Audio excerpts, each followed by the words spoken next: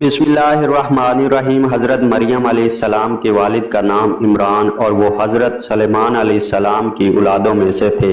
और हज़रत मरियम अलैहिस्सलाम की वालदा का नाम हिना था और वो हज़रत दाऊद अलैहिस्सलाम की औलाद में से थी।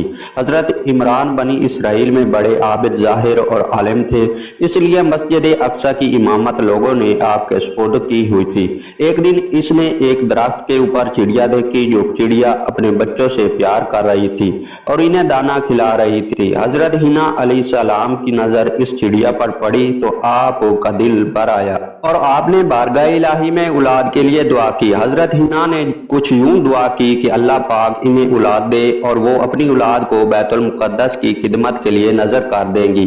बनी इसराइल में यह रिवाज था कि जो लड़का नजर कर दिया जाता था वो न शादी करता था और ना दुनिया की बातों में दिलचस्पी देता था, सिर्फ अल्लाह की इबादत में मशगूल रहता था। हजरत हिना ने बेटे के लिए दुआ की थी, लेकिन बेटे की बजाय इनके घर बेटी की पैदाइश हुई। हजरत हिना ने बेटी का नाम मरियम रखा। शरियानी जबान में मरियम के मानी खादम की है, क्योंकि आप मस्जिद अक्सा की खिदमत के लिए वक्फ कर दी गई थी, इसलिए यह नाम मौजू समझा गया था।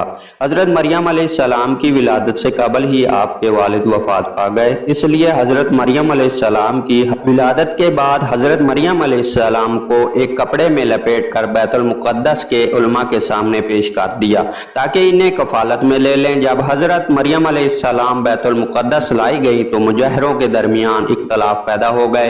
हर कोई खुद को आपका ज्यादा हकदार समझता था। फिर यूं फैसला हुआ, मुजाहिरीन वो कलम जिससे वो तौरात लिखते थे, इस कलम को पानी में छोड़ दें। जिसका कलम पानी के बहाव में उल्टा बहेगा वही हजरत मरियम अलैहिस्सलाम का असल हकदार होगा। इस मुकाबले में हजरत ज़िक्रिया अलैहिस्सलाम भी शामिल थे। इनके कलम को अल्लाह तबारक व तआला ने पानी के बहाव में उल्टी तरफ बहा दिया और वो हजरत मरियम अलैहिस्सलाम की परवरिश के हकदार हो गए। इसलिए हजरत मरियम अलैहिस्सलाम को हजरत ज़िक्रिया अलैहिस्सलाम की कफालत में दे दिया।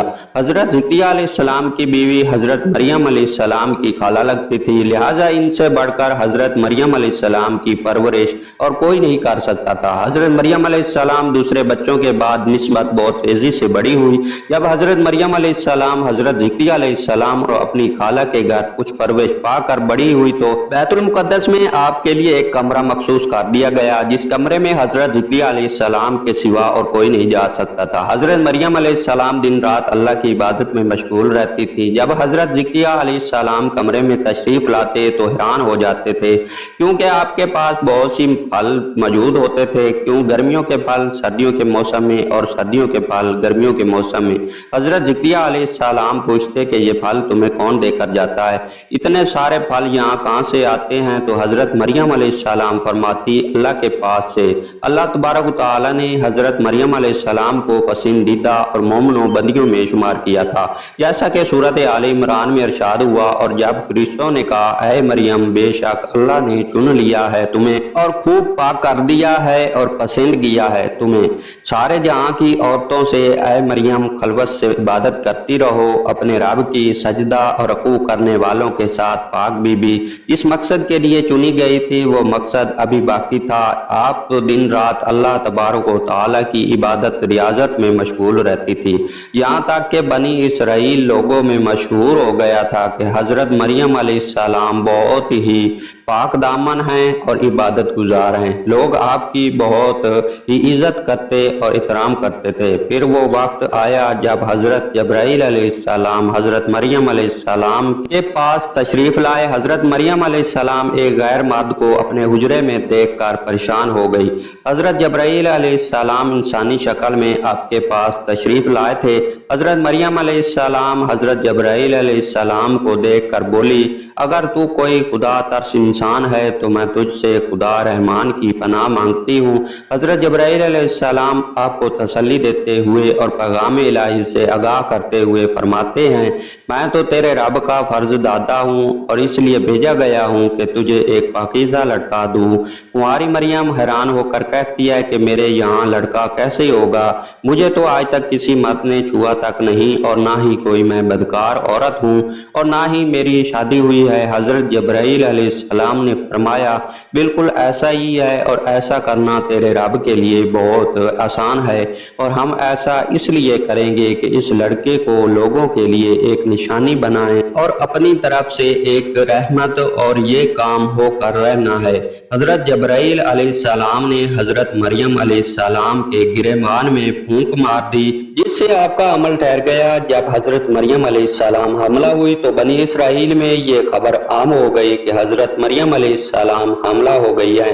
اس سے بہت سے لوگوں نے حضرت زکریا علیہ السلام کے گھر آنا جانا بند کر دیا اور آپ پہ الزام اور بہتان لگانے لگے۔ حضرت مریم علیہ السلام بیت المقدس سے نکل گئی اور دور ایک مقام میں جا کر ٹھہر گئی، اور ایک دن اچانک آپ کو درد و ضیاع شروع ہو گیا۔ حضرت مریم علیہ السلام وہاں تنہا رہ گئی تھی۔ آپ نے ایک درخت کو پکڑ کر اس کا سہارا لے کر نیچے بیٹھ گئی۔ جس درخت کے نیچے آپ بیٹھی تھی وہ ایک خشک درخت تھا۔ جب آپ اس درخت کو ہلاتی تو وہ درخت ہرا ہو کر معجزے سے پھل دیتا تھا۔ حضرت مریم علیہ السلام درخت سے پریشان تھی اور بدنامی کا خیال تھا۔ آخر گھبرا کر کہنے لگی کہ کاش میں پہلے مر گئی ہوتی اور بولی بسی ہو گئی ہوتی۔ اس مشکل وقت میں اللہ تبارک و تعالیٰ نے حضرت مریم علیہ السلام کے قدموں کے قریب ایک نہر جاری کر دی، اور پھر ندا آئی کہ پانی پیو اور کھجور کھاؤ تاکہ جسم کو طاقت پہنچے، پھر اپنی اولاد کو دیکھ کر اپنی آنکھوں کو ٹھنڈک پہنچاؤ۔ اسی عالم میں حضرت عیسیٰ علیہ السلام کی پیدائش ہو گئی۔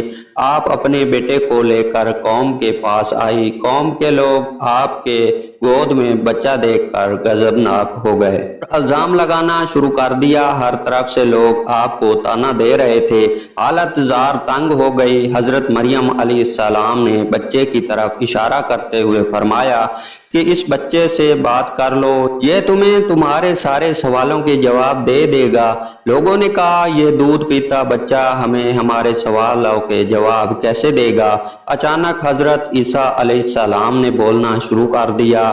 بچے نے کہا بے شک میں اللہ کا بندہ ہوں، مجھے اس نے کتاب دی ہے اور مجھے اس نے نبی بنایا ہے اور مجھے بابرکت بنایا ہے۔ میں جہاں کہیں بھی ہوں اور مجھے نماز اور زکوٰۃ کی وصیت کی ہے جب تک میں زندہ ہوں، اور اپنی ماں کے ساتھ نیکی کرنے والا، اور مجھے سرکش اور بدبخت نہیں بنایا، اور مجھ پہ سلام ہے جس دن میں پیدا ہوا اور جس دن میں مروں گا اور پھر جس دن زندہ کر کے اٹھایا جاؤں گا۔ اس کے بعد حضرت مریم علیہ السلام بچے کو لے کر مصر چلی گئیں۔ جب حضرت عیسیٰ علیہ السلام کی عمر مبارک 13 سال ہوئی تو آپ بیت المقدس واپس آ گئیں، اور آپ وہ واحد خاتون ہیں جن کا نام قرآن مجید میں موجود ہے اور بابل کے پرانے عہد نامے میں بھی موجود ہے۔